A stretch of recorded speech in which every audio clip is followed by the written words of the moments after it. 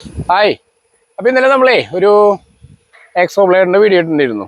അപ്പോൾ അതിൽ നമ്മൾ ഇതിന് മുന്നും ഒരു വീഡിയോ ഇട്ടപ്പോൾ നമുക്കറിയാത്തൊരു കാര്യമാണ്. നമ്മൾ സാധാരണ ഈ ബ്ലേഡ് വാങ്ങാമെന്ന് പറഞ്ഞു കഴിഞ്ഞാൽ നമ്മൾ കടയിൽ പോകുന്നു, ബ്ലേഡ് വാങ്ങുന്നു, അതിനെക്കുറിച്ച് ആധികാരികമായിട്ട് കാര്യങ്ങളൊന്നുമില്ല.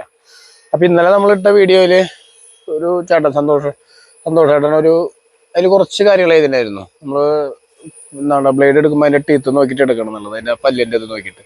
അപ്പോൾ അതിൽ എഴുതിയിട്ടുള്ള 12.18, 12.24, 12.32 അതിനാണ് അതിൻ്റെ തെളിവ് വരാം. അപ്പോൾ അതിൽ 12.18 എടുക്കാൻ നല്ലതെന്ന് സത്യം പറഞ്ഞാൽ നമുക്ക് അറിയില്ല. ഒരാൾക്കാർക്ക് തന്നെ അറിയാത്തതുണ്ട്. നമ്മൾ സാധാരണ ഇപ്പോൾ ഇലക്ട്രിക്കൽ കടയിൽ അല്ലെങ്കിൽ പ്ലംബിങ്ങിൻ്റെ കടയിൽ സാധാരണ എനിക്ക് തോന്നുന്നത് ഈ കടക്കാർക്കും ഇതിനെ കുറിച്ചിട്ട് വലിയ ധാരണകളൊന്നും ഇല്ല.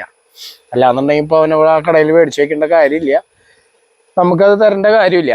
അപ്പോൾ നിങ്ങളുടെയൊക്കെ അറിവിലേക്ക് വേണ്ടി പറഞ്ഞാണ്. ചിലപ്പോൾ ആ കമൻറ്റ് കുറേ ആൾക്കാർ കണ്ടിട്ടുണ്ടാവില്ല ഞാൻ നല്ല ഇട്ടതിൽ.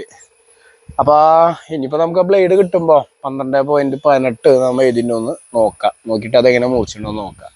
അപ്പം എനിക്കത് കേട്ടപ്പോൾ നല്ലൊരു കമൻ്റായിട്ട് തോന്നി. അപ്പോൾ അതൊന്ന് ജസ്റ്റ് നിങ്ങളൊന്ന് ഓർമ്മപ്പെടുത്തുന്നു തോന്നി.